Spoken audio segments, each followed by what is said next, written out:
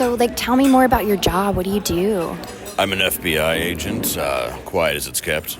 Wow. So, you must have a lot of, big government secrets, huh? Well, it's no secret that you're gorgeous, but you bet I do. Aww. Well, I have an idea. Why don't you tell me some of those secrets? Sorry. Maybe if you come back to my house a little later, I'll tell you all the secrets. Well, how about this? You tell me the secrets now, and then I'll come to your house. Oh, well, all right. Twist my arm about it. What do you want to know? Epstein. Oh, we hung him. I mean, we just beat the crap out of him and hung him, and it only took a minute. It was really a well done job. Not as hung as I am. You're gonna find that big secret later. Wow. Hold on. Excuse me, waiter. Expensive wine. Sir, I'm not a waiter. You're being recorded right now. What? You...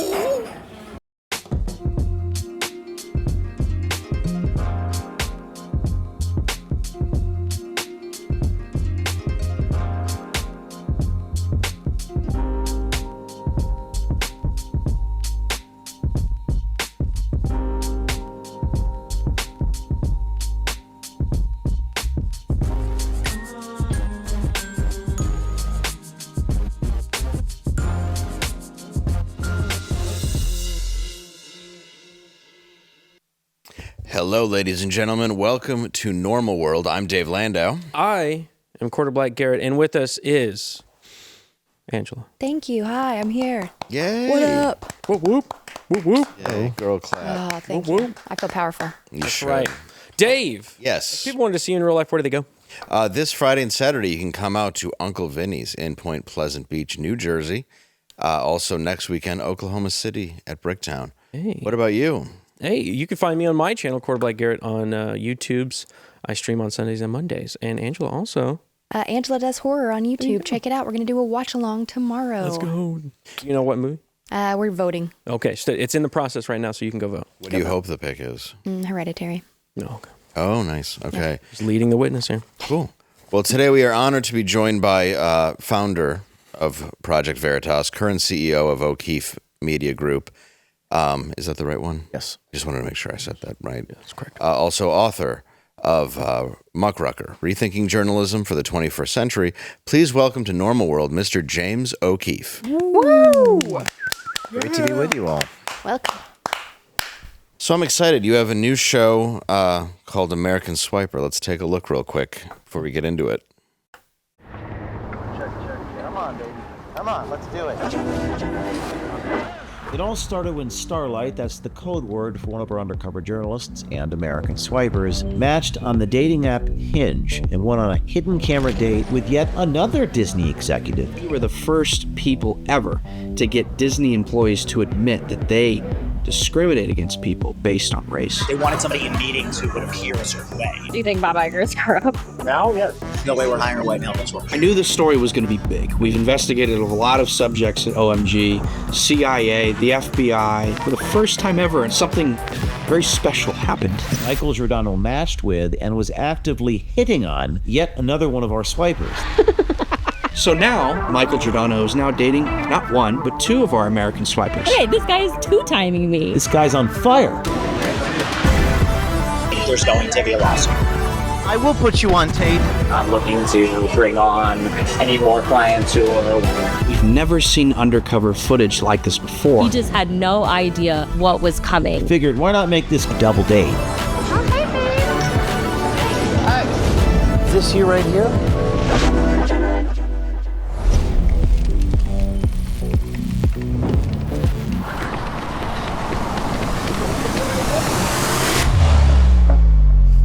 There you go. That was a good run. That's great. That's better than Seagal's run by a long shot. And I had a MacBook and a flag mic, and I was wearing a suit and penny. I caught up to him. That was almost like Tom Cruise levels of running. When you're just dialed in, you know, you got the white Teslas. They all drive white Teslas. I was going to say, you do your own stunts, which I like, but also every one of them looks like a Disney person. Like they all look like they work at Disney. Exactly. Like the same. It's bizarre. It is true. You know, as was it Twain who said, "Truth is stranger than fiction." Yes. So You can't make some of this stuff up. If you brought it to a Netflix, people would laugh. That kind of cliche. It's true about a lot of the stuff we expose. What's amazing about that too is for the longest time, I've been covering Disney stuff with our show Friday Night Tights and Nerdrotic, and we do a lot of coverage on that side of it, just pop culture side of Disney and kind of the rot that's been in there. And we came from it from just like a love of Star Wars or love of Marvel, and then started going like, these things are starting to get infused with all this politics and what's going on, and we've kind of figured that out, but the mass public haven't. Yeah. You think stuff like your infiltrations, I mean, those have been great to see. You're hearing now there's a culture change, or at least from top dogs going like, hey, you have to change this movie, you have to change that. Yeah, something happened because I grew up in the 90s, and there was The Little Mermaid and The Lion King, and something has certainly happened in the last decade. And we saw with Disney, this guy saying we don't hire people based upon their race, and that's wrong. And they were also using Disney resources to do transitions, which we reported on. Yeah. But really, the truth behind the American Swiper program is people have to see all the documentation and opinion and conjecture. These are their own. You could see their lips moving. These are executives at the company. Right. And this guy actually was fired as a result of what he said. And they sent me a cease and desist letter and threatened to sue me. Disney? Disney. They like to do that. They did that to Trey Parker. But it's a tough thing though, because it's kind of like I'm kind of like the dark star. If they shoot at me, it makes me bigger. So these companies, the bigger they are, the more careful they have to be about litigating against me because they bring attention to the story. Yep. But they tend to use the courts to try to shut me down, silence me, and I'm just reporting on what the people are saying. So it's something so fundamentally First Amendment in this country, and it's one of the battles. But this is a great TV series. We're partnering with something called Unified.tv. There's 2 episodes. The first is about a CIA guy who we caught on tape saying that he was hiding information from Donald Trump, which is illegal. Sure. And the second is about Disney. That's fantastic. That is a great angle to go to, because you're going politics and the culture at large. Disney is the biggest purveyor of media right now. They're the lost leader of Hollywood, and to go after them is a big deal. Well, Is it? Sorry. Big dogs. When I was making my film called Line in the Sand, which it's on Tucker's network, but we're going to be distributing it widely. I was in Los Angeles when I filmed this Disney stuff, and a lot of people told me, I was in Burbank at the time in the post-production studio, said, be careful, don't go out, don't shake the hornet's nest. Like, there's some graphic, which I don't have on me at the moment, but it's all the organizations Disney works with and owns. It's wild. They have an oligopoly or a monopoly or some crazy amount of influence. And people were privately telling me, if you want to be successful in the industry, be careful biting the hand that feeds you. But that's kind of what we do at OMG, and what I did at Project Veritas is I think we went places. We went after the sacred cows. Was it Planned Parenthood or Acorn or the pharmaceutical companies? Now, 5 years ago, you would get banned. Right. I think things have changed a bit now, and I think Elon Musk buying X was a huge thing there. Big win. I think people feel more at liberty to talk about these things than they used to a few years ago. So when these big companies sue you, I've noticed that they kind of want to silence you. That's the idea. You're not going to want to talk. And instead you do the exact opposite, which is what makes you bigger, I would assume. It's such a crazy, I have so many court stories.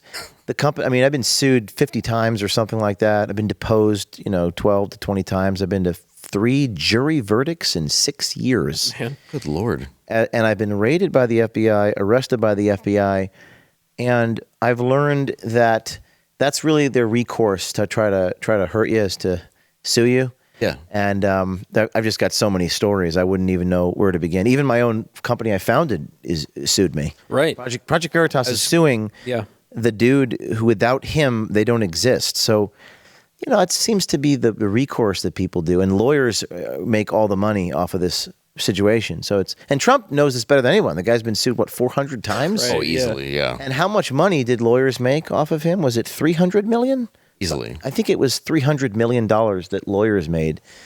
So that's a whole other topic, but it's fascinating. And to answer your question, I think the bigger the entity, the less likely they're gonna go through with the lawsuit, and the smaller the individual, like people you wouldn't even know, like Shirley Teeter, Bob Creamer, consultant, they'll go all the way through it. But if you got a lot to lose, I think you're a little bit careful about going to court, going to trial, getting discovery against me, an investigative guy. Do you think the bigger you get, the more likely that they'll try to go after you? It's like if you're not small fry and it'll kind of go away in the wind, if you're still making a stink and you're still posting stuff and you're still making waves, you think that they might eventually? They kind of run out of arrows, don't they? I mean, even with Trump, like, to borrow an analogy, I thought when they indicted him in New York for that non-crime, that helped him. Right. I felt that I don't know what you guys, I was living in the New York area. I was like, okay, that's going to help them. So they have to be careful. Yeah. But I think that what they do is it's a financial type of violence directed at you, because when you file a lawsuit against someone, you have to get a lawyer and you have to file a motion to dismiss, and then you have to do all these pleadings. So you have to fight these whack-a-mole battles and constantly raise money to deal with it. It's just one of the battles, one of the liabilities associated with this type of undercover work, and that's why corporate news. You think of Diane Sawyer, Mike Wallace, CBS News, 1980s, Primetime Live, which is when I was just 5 years old. They were doing these stings on grocery stores. They stopped doing this because they got sued so much, not because their reporting was wrong, Right. but because it leads to people getting terminated. Yeah. Yeah. Well, I would imagine the smaller fish, that would put you in more danger. Like, have you ever been in these, obviously you're in these confrontational situations. Was there ever a moment where you were actually really terrified?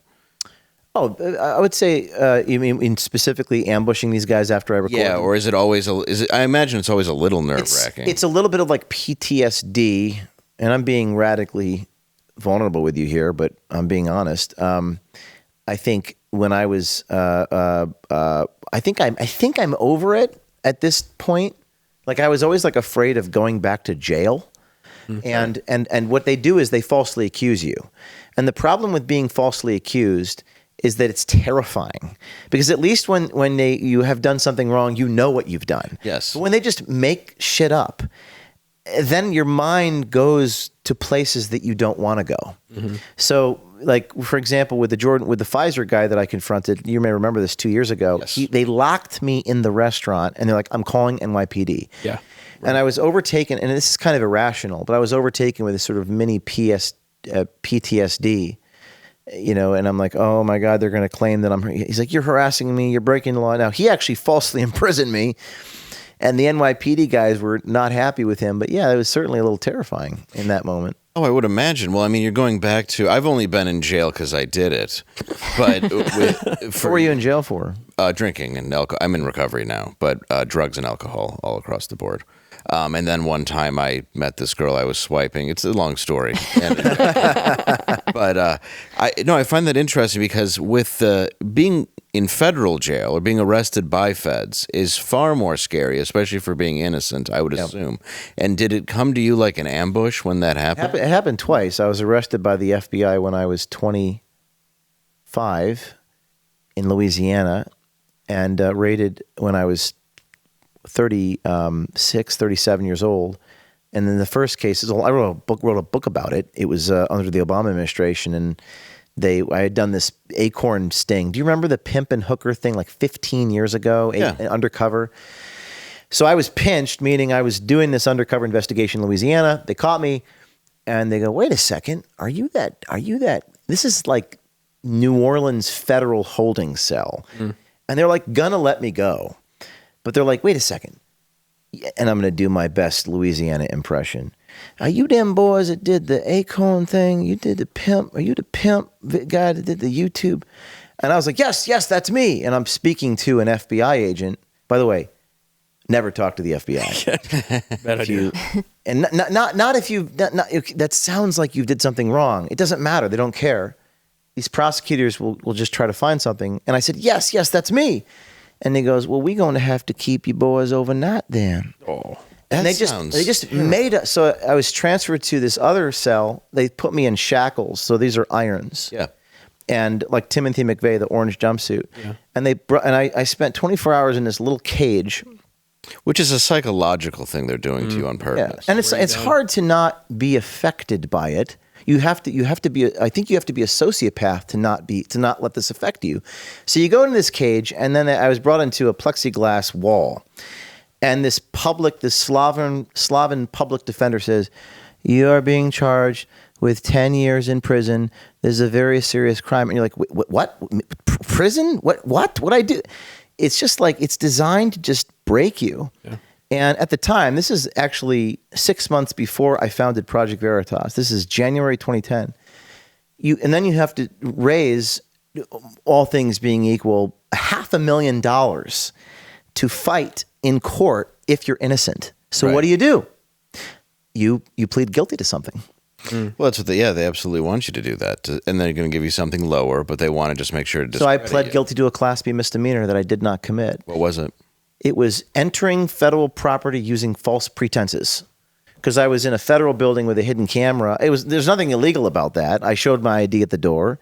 I mean, at least in January 6th, at least it was a colorable crime. Some of these people actually did commit misdemeanors. I think it was wrong for them to be charged with felonies. Mm-hmm. But in my case, there was no colorable crime. So I spent 3 years on supervised probation. And I was not allowed to leave without permission from a U.S. attorney and a judge. And each of those things cost $2,500. I mean, this is like one of many war stories I could tell you. But certainly the bottom line is that they try to use the system of injustice to shut you up. And they certainly seem to have run out of arrows at this point. Well, in 25 in a New Orleans prison or jail, a federal it's very terrifying. I don't think these people figured out who won the Civil War. No, they reenacted it every year. Talking to me that day. It's exactly like in the movies. You're in the thing, and there's these huge black dudes, and there's no toilet seat, and they're staring at you, and it's just it's designed to just torture you, I guess. Yeah, it's to play with your psyche, and of course the same voice that he has with just from Smokey and the Bandits. Yeah, we gonna catch them boys. You boys gonna keep you boys overnight then. Oh, I guess you're gonna have to sleep here. And I'm on the prison transport bus, shackled to the floor, with all these. Most of them are like bank robbers. You're in Con Air, basically. Yeah, they take it really serious when you're trying to catch them at crimes that they're committing. Yeah, it's wild. Yeah. And then the driver is like, "What are you in for?" And I'm like, "I'm an investigative reporter, and I entered a federal building using false pretenses, apparently." And they like spit out their soda. Like, what did you just say? It's just, I don't want to spend the whole time talking about this, but this is about one of 100 weird and wild legal crazy things I've been through in my life. And what matters is that you just keep going. Yeah. You just got to keep producing. Like Tucker Carlson said to me one time, I was on his tour, he said, "You just got to keep producing. You got to keep putting out the next story. You're only as good as your next investigative video." And he's absolutely right about that. Well, it's the Project Veritas controversy, that whole thing, right? You've put yourself on the line. You've gone into these places, infiltrated yourself, and then created a company out of that where you are trying to produce meaningful content like that. That's high stakes for you. Yeah, and then it gets completely taken away from you. And then you have snakes in your own. I had to create my own thing because nobody would have me. Mm-hmm. I had to, and when I tried to create this thing, everyone said, "You're done. Put a fork in you. You're a criminal." I mean, this is 15 years ago. I mean, even my mentor at the time said, "Give up. You're done. Forget you." And I had to create my own entity, and I didn't want to. I just wanted to do the work, but you have to have a foundation. You have to have, so I was going to create a nonprofit. And then while I'm doing that for 3 years, I'm getting targeted and smeared and stuff. Yeah. And then I was fired from Project Veritas 2.5 years ago. And it was very painful. It was extremely difficult it was the most difficult, but the betrayal. Yeah. It sounds like you were betrayed several times when you were younger too. At 25, if you were fired by these people or let go. With the FBI stuff in the Louisiana? Yes. Well, that was just a criminal. The Obama administration, Eric Holder, the then Attorney General, just decided to put the screws to me. Right. Because of what I did with Obama. But that was more like you're in battle, right? And you're getting arrows at the front. I actually don't mind that. I'm like, yeah, let's fight the demons and fight the dragons. That's cool. What I don't like is when you get stabbed in the back. by Oh, yeah. people. That's no fun. Well, like the betrayal, I guess I mean like betrayal by your country, these larger things that Oh, are that. extremely Well, that. disturbing. By the time you get to your own company, right? I imagine there's a blind spot to the people around you. I think that I did a poor job of choosing certain people, and that's on me, and that's a I've lesson that I experienced learned. The same thing, yeah. I did a poor job because I underestimated the incentives in the world to betray me. So if the FBI is coming after you, or let me make it not about me. Michael Flynn. Do you know the story? What they did? They went after his son, Right. and he said, "Okay, fine."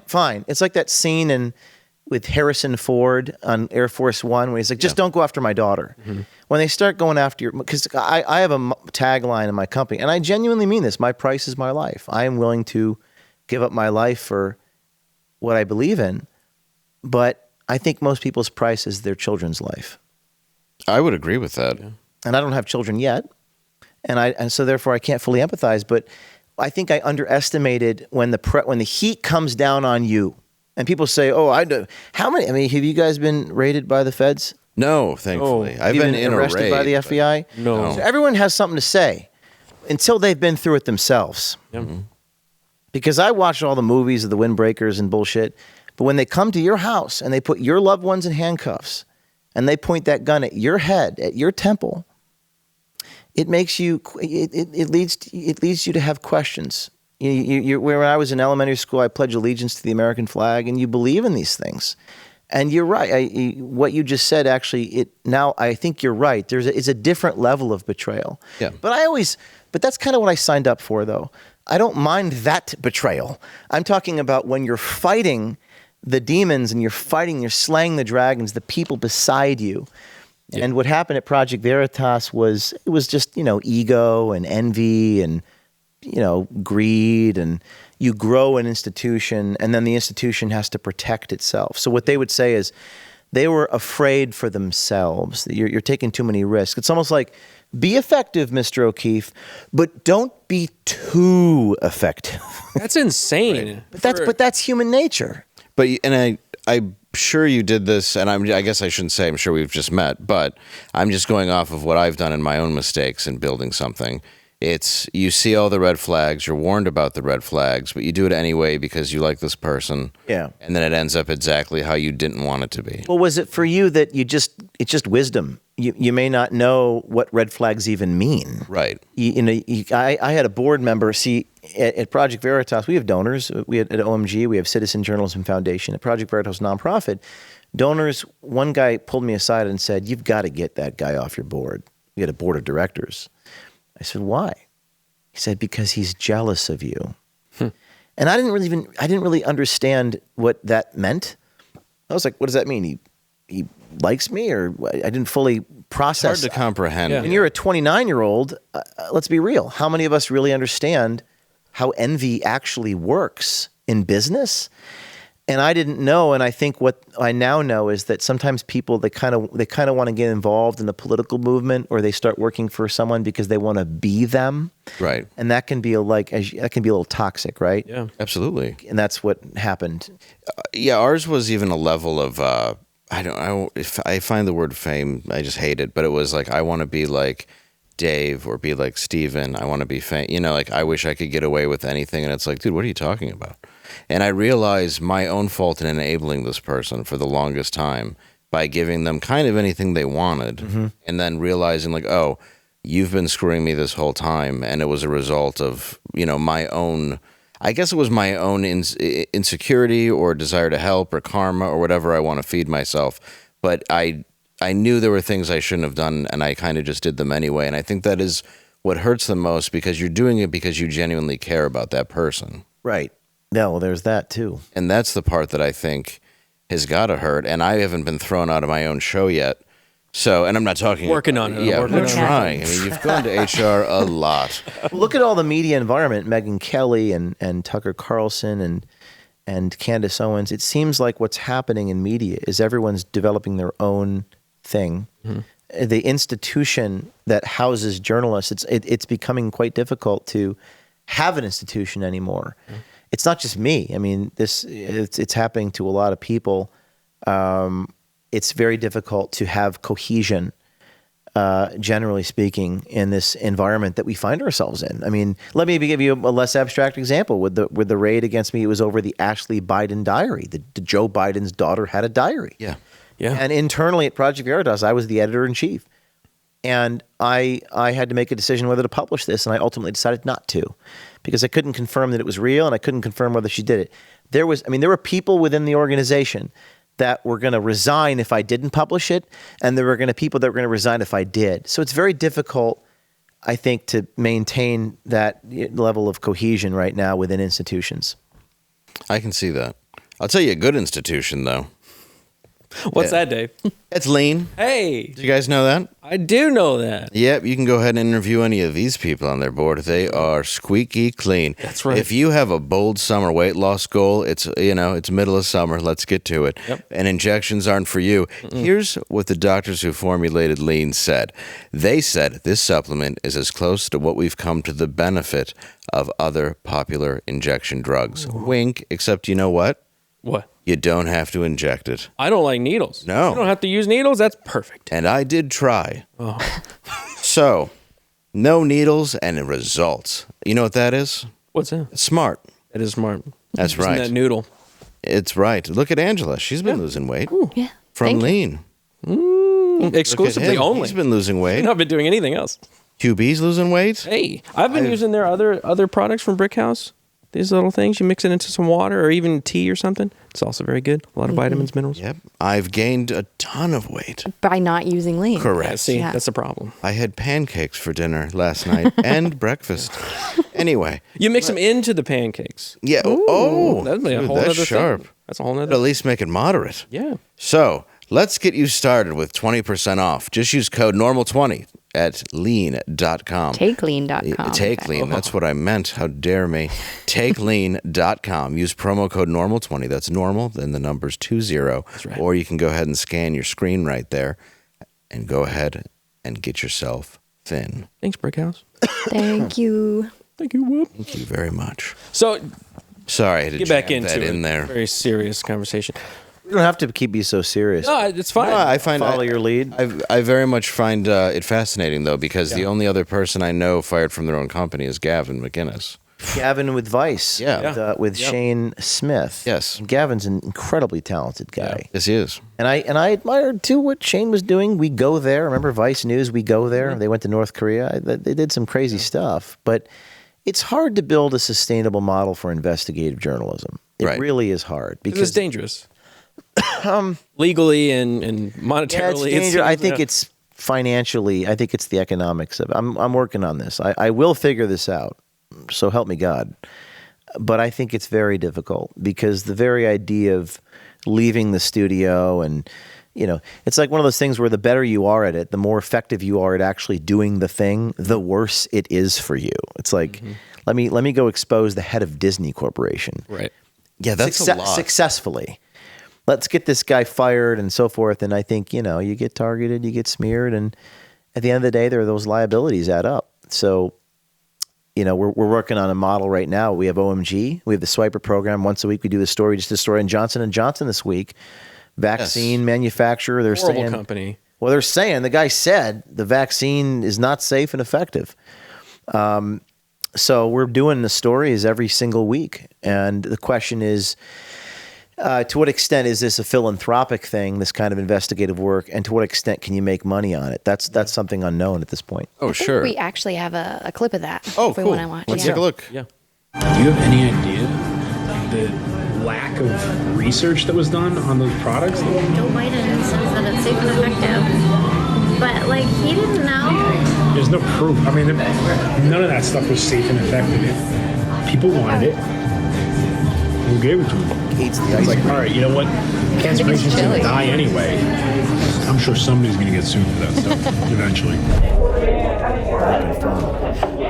Take a seat. Are you Josh Rice from Johnson & Johnson? You're going to deny your identity? Yes, sir. And you said that your vaccine was not safe and effective. You said that. There's more to that, but Dude, cancer patients are going to die anyway. He's munching on the ice cream. You know, they wanted it, so we gave it to him. There's no introspection. There's no morality. Soul? There's no soul. Lost in any semblance of this is any right and wrong. It's just a tragedy, and we're there to expose it. I just want to say, I love how you use women to get these guys to like, and I mean, not use that's a bad way to put it, but like, women are the kryptonite of any, It seems to be every single. Honestly, you industry. dangle sex in front of any guy, and he's like, "Yeah, the vaccines, we didn't even test them. You want some ice cream?" Nothing makes me hornier than telling me about how the vaccine was mutated. Yeah. One of the guys said to me, the Pfizer guy, he goes, you know, this is a gay date. You know, by the way, I'm not gay, but I'll take one for the team. Sure. For the story. One being, You're like, story. Yeah, you're like, I'm team, making love to this man. audience. Story. Yeah. The gay guy goes, I was trying to impress my gay date by lying about how I mutate the vaccine. It's like, I remember that. Yeah. why would you? So this guy is munching on the ice cream, and Oh. people do the damnedest things, and you're more honest when you don't know you're being recorded. I think it's amazing, though, that this person's idea of going on this date is impressing them by hurting so many people. right. They're like, you know what's just going to get seeming her? important. And this is Right, the lead regulatory scientist. So his job is to ensure that his products is safe. So these are not low-level people. And the Jordan Walker guy at Pfizer, he was the lead mRNA scientist, Yale educated, and it's crazy.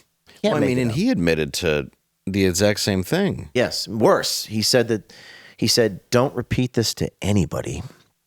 And that's when we say, could you say that? Could you say that again? Like, hold on, let me Just get my the glasses. Just the way you. Putting on glasses with the eyes. It's like that scene in Wolf of Wall Street. Arrange Could my. you say that again, just the way you said it. Yeah.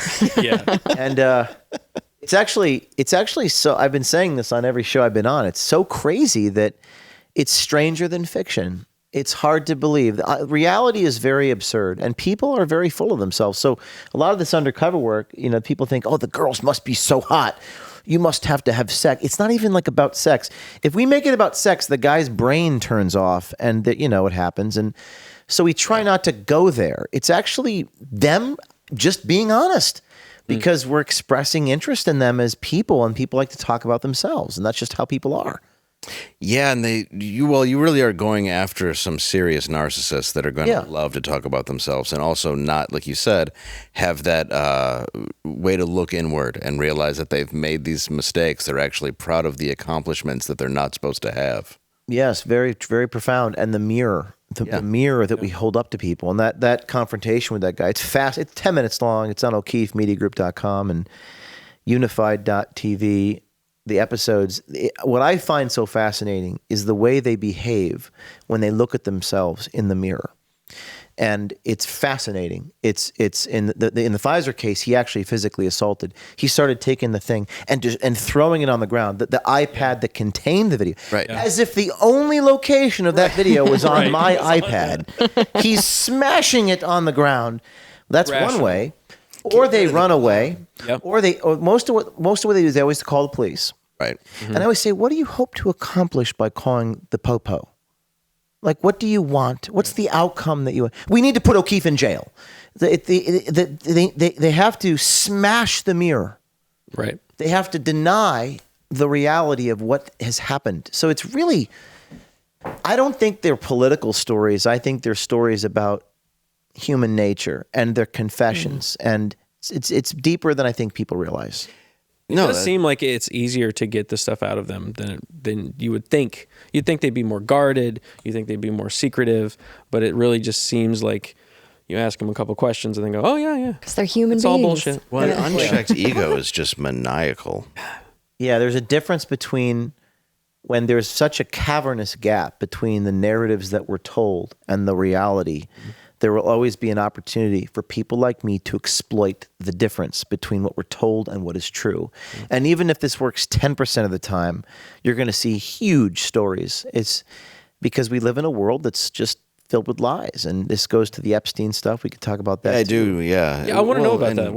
But like real quick, this guy though, I just want to point out, like when you went up to him, he actually is more defensive than I've seen a lot of people on To Catch a Predator. Yeah. So it's like the level of what he knows is wrong. I mean, you're essentially going up to a guy who's a murderer.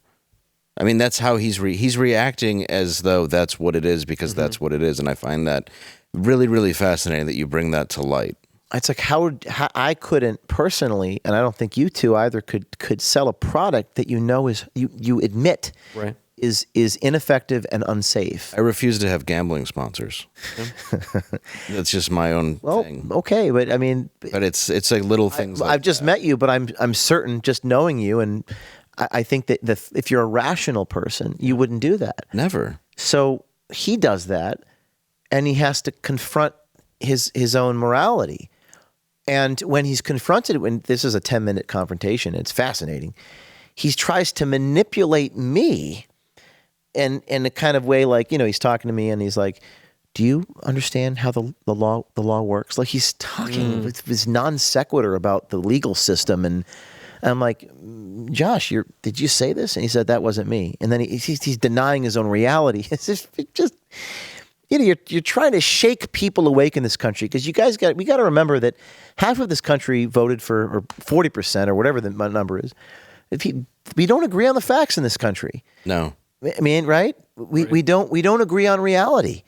And if you talk to conservatives, they're always upset about the other guy, not why won't they wake up? And so in those moments, we're trying to shake them awake by showing them their own mouth moving, and they can't even accept it. It's very fascinating stuff. It really is. Yeah, and I appreciate that you do this stuff because, again, going back to like the Disney things, and you did Facebook. You've done so many big, we've done corporations, 300 investigations, massive stories that are before that treated like you're insane if you say that there's people getting blacklisted. You're insane to say that there's politics being infused in all these movies. You're insane. And then you just go, no, we just had this guy that is a CEO literally just say that it's not effective. In the beginning of my career, they said the tapes were doctored. Right. They've said that I use CGI to make people's lips move. This is in 2009. I could barely use Final Cut. I don't know how to do that. Perhaps with AI it's possible, but I think in journalism it's protected. There's the federal court system, so I think it's even with AI, you have witnesses to things happened, but I hear you. It's crazy stuff that we expose. Absolutely. Well, and with Epstein, that's why we wanted to get your take on that because you guys, you have leaked audio of, there is leaked audio of We've done a few stories on the Epstein, going back to Pam Bondi, now to this latest FBI agent talking about it for sure. Yeah, Rami Hassan, I guess, claiming law enforcement turned a blind eye in the Jeffrey Epstein case. Do you have a video of that? Okay. You've seen the news that Deputy Director Dan Bongino of the FBI is going to resign. Breaking news here at OMG, we've obtained audio of a current FBI agent. This is Deputy Senior National Intelligence Officer Rami Hassan of the FBI saying it is a, quote, shit show. I'm with FBI. It's a shit show. I do a lot of kind of countering white supremacy things. Although the last 2.5 years, I was at the White House. Yeah, and then kind of got moved back after with the new administration coming in. But yeah, it's a small coincidence. But I've been watching the Epstein documentary. When they were trying to release some of the files, like the White House was. Oh yeah, it looks kind of messy. Oh yeah, it's just messy. Like, because they even invited some of like the the influencers and like right-wing bloggers and to release the files. It's like, that seems a little weird. Just release it online. Hassan confesses that law enforcement at the FBI, quote, turned a blind eye and, quote, missed things regarding the Jeffrey Epstein case. You can see where law enforcement kind of either turn a blind eye or like miss things, and there's opportunities just from like hearing and listening. You don't think something happened to him? But I think he just killed himself. I mean, even the FBI came out and said he killed himself. I'm like, oh, okay. Not big on the conspiracy theory.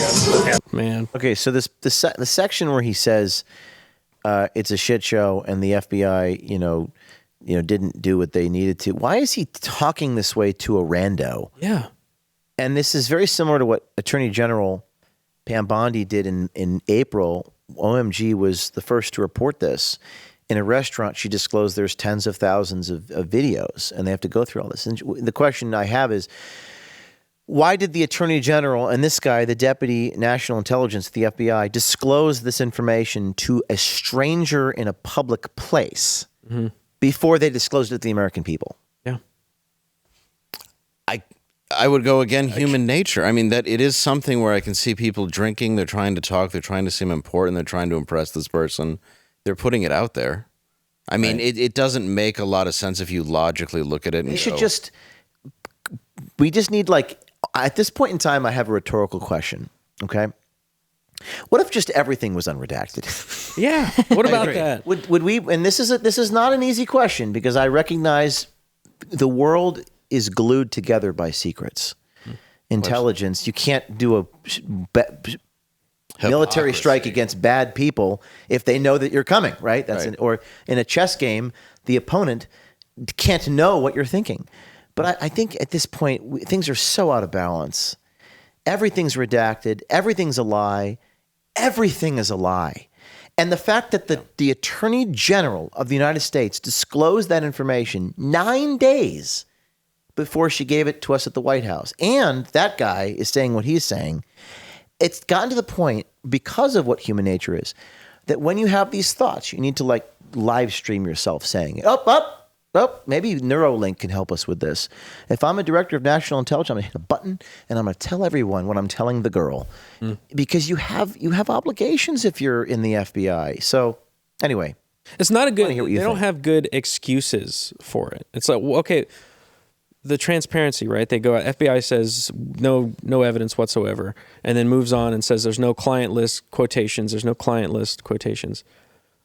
Where's the transparency of, okay, there's no evidence. What have you checked? Where are the files on that? What are the documents? Have you, like, where are those reports?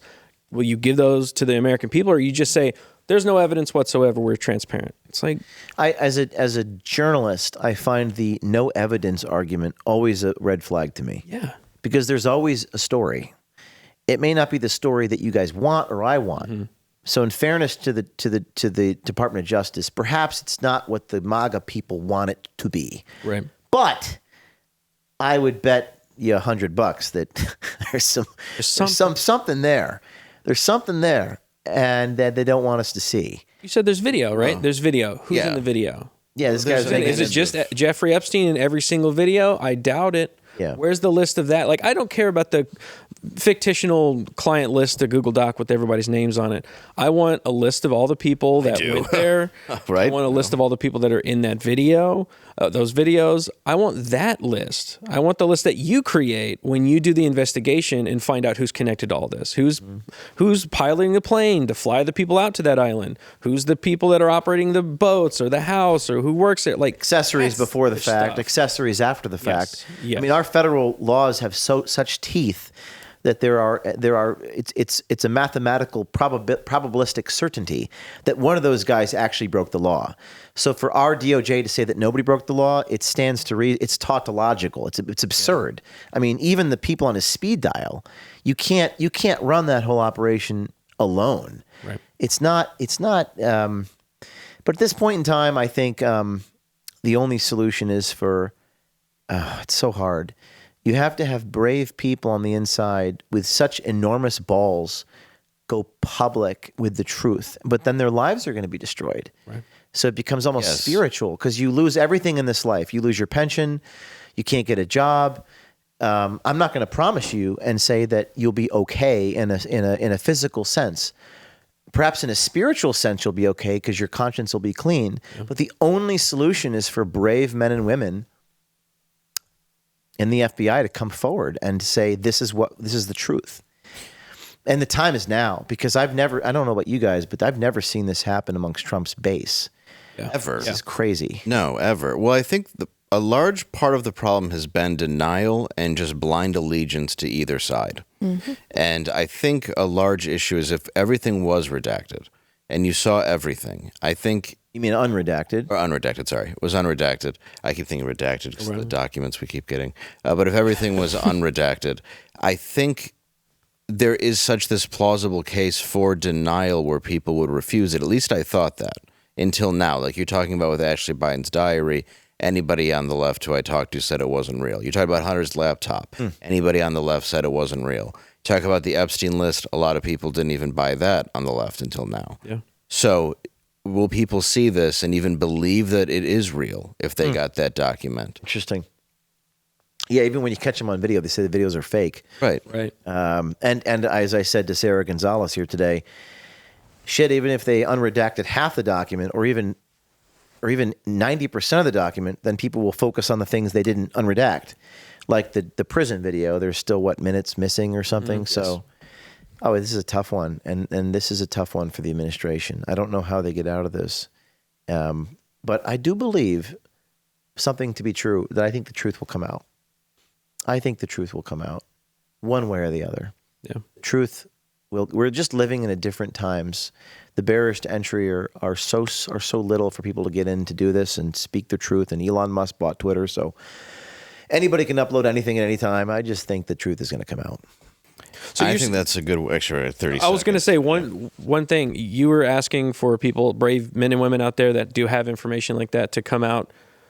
Do you have a facilitate? Like, can you facilitate that for them? You have a way for them to do that?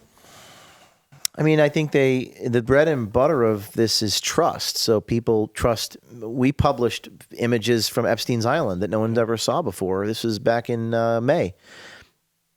Is that the one where Stephen Hawking's got the girls holding the... Yeah. This is like inside of his library, his blackboard, his temple, his phones.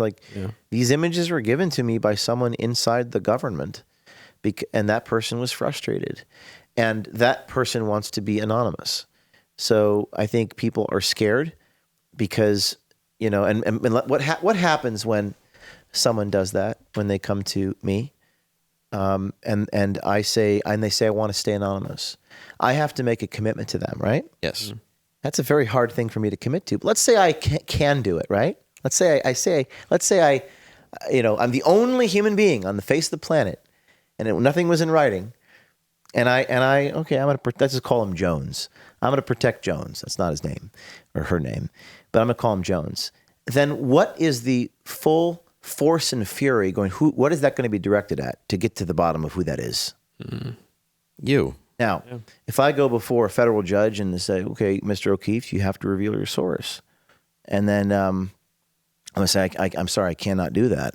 And then it goes up to the appellate courts, and then it goes up to the United States Supreme Court, and Your Honor says you have to reveal your source, and I have to be willing to go to prison to protect these people. Right. So this is a very heavy responsibility, and they have to be willing to trust the person they give the information to not disclose who that is. Yeah. And that goes back to what we were talking about having an institution of people you can trust yourselves. And the question I have is, are you willing to go to prison to protect your source? Yeah. If you're not willing to go to prison to protect your source, like Judith Miller did, who's the guy from Texas, I forget his name, who was in jail for 80 days, then you can't be a journalist. Yeah. You can't promise these people anonymity. Oh, but I have a family to feed. Oh, but what about my wife? What is she going to do? And then you go back to the reasons I was fired. I got family. I don't want to be arrested. I don't want to be targeted. This is central to our struggle. So it's this stuff fascinates me, and I would be willing. I mean, I certainly would be. And so far, I have been able to protect these people's identities.